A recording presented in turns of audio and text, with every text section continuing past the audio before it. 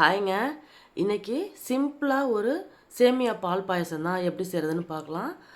டக்குன்னு குயிக்காக ஒரு 3 பொருளை வச்சே நம்ம இதை செஞ்சிடலாம். பால் இருந்தால் போதும், சேமியா, முந்திரி, திராட்சை, ஏலக்காய் அவ்வளோதாங்க. ரொம்ப நல்லாயிருக்கும் அந்த பாயசம். சிம்பிளாக இருந்தாலும் ரொம்ப நல்லாயிருக்கும். ஜவ்வரிசியோ இல்லை மற்ற பொருட்களோ எதுவுமே சேர்க்காம வெறும் சேமியா மட்டும் சேர்த்த ஒரு பால் பாயசம் தான். எப்படி செய்கிறதுன்னு பார்க்கலாமா? அதுக்கு சின்ன கப்பில் தாங்க நான் ஒரு கப்பு சேமியா எடுத்திருக்கேன். முந்திரி, திராட்சை, ஏலக்காய், நெய் அவ்வளோதாங்க பொருள். நான் அந்த பக்கம் பால் வந்து நான் வந்து இது பண்ணி வச்சுருக்கேன். அதுக்கப்புறம் சுடு தண்ணி வச்சுருக்கேன் ரெடியாக. பால் வந்து ஆறிடட்டும், நல்லா காய்ச்சி ஆறிடட்டும் பால். இப்போ நம்ம அந்த சேமியாவை வந்து வறுக்கலாம். கருகாமல் நல்லா சிகப்பாக பொன்னிறமாக நல்லா வறுத்து எடுத்துக்கணும் இந்த சேமியாவை.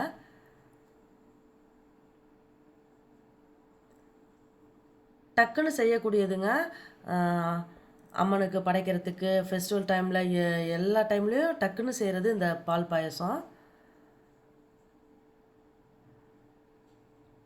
இதை நல்லா வந்து பொன் வறுவலாக வறுத்து எடுத்து வச்சுக்கலாம்.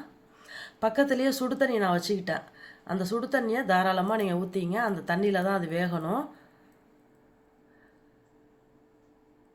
ரொம்ப நேரம் டைம் எடுக்கும் அந்த இந்த சேமியா, சேவரட் சேமியா வேகிறதுக்கு. அதனால் இது ஒரு நல்லா வெந்ததுக்கப்புறம், வெந்து தண்ணி சுடுனதுக்கப்புறம் நான் வந்து அதில் சர்க்கரை, ஒயிட் சர்க்கரை, ஜீனி தான் சேர்த்துருக்கேன். அதில் ஏலக்காய் இடித்து போடலாம். நல்லா வாசனைக்கு ஏலக்காய் இடித்து போடுங்க, நல்லா வாசனையாக இருக்கும். ஃப்ரெஷ் ஏலக்காய், சர்க்கரை அந்த அளவுக்கு போடுங்க. ஏன்னா பால் ஊற்றுறதுனால சப்புன்னு இருக்கும். பால் நிறையா சேர்க்குறோம், அதனால் அந்த சர்க்கரை அந்த அளவுக்கு போடுறேன் நான். சேமியா அளவுக்கு சர்க்கரையும் நான் போட்டிருக்கேன். அது நல்லா அது ஒரு 5 நிமிஷம் அந்த சர்க்கரையிலே அது வேகணுங்க. வெந்ததுக்கப்புறம் ஏதாவது ஒன்று ஆறி இருக்கணும். ஒன்று பாயசம் ஆறி இருக்கணும், இல்லைனா வந்து பால் ஆறி இருக்கணும் நம்ம அதில் கலக்கும்போது.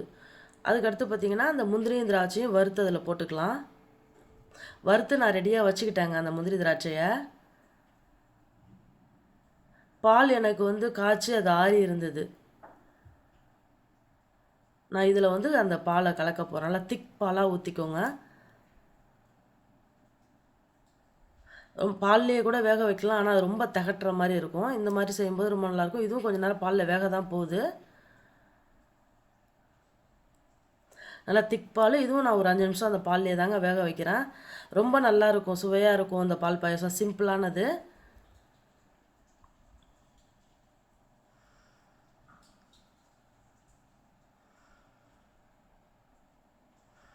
ஒரு அவசரத்துக்கு இந்த மாதிரி பால் பாயசம் ரெடி பண்ணி சாமிக்கு நெய்வேத்தியமாக செய்யலாம். இது நெய்வேத்தியத்துக்கு ரொம்ப சிறப்புங்க இந்த பால் பாயசம். பால்லே எனக்கு நல்லா ஒரு 5 நிமிஷம் கொதிச்சுது. இதில் இன்னொரு டிப்ஸ் என்னன்னாக்கா, இந்த பாயசம் ஆறிடுச்சுன்னா லைட்டாக கொஞ்சம் கெட்டிப்படம் செய்யும்ல, அப்போ நம்ம வந்து சூடான பால் வச்சு ஊற்றிக்கலாம். ஈக்குவலாக இருக்கும் அந்த சர்க்கரைக்கும் இதுக்கும் கரெக்டாக இருக்கும். நீங்கள் சர்க்கரை எக்ஸ்ட்ரா சேர்க்க தேவையில்லை. கொஞ்சம் ஆறுனதுக்கப்புறம் அப்படி தான் இருக்கும். நம்ம கடைசியாக பால் ஊற்றிங்க. பாய்ங்க, கண்டிப்பாக செய்து பாருங்கள்.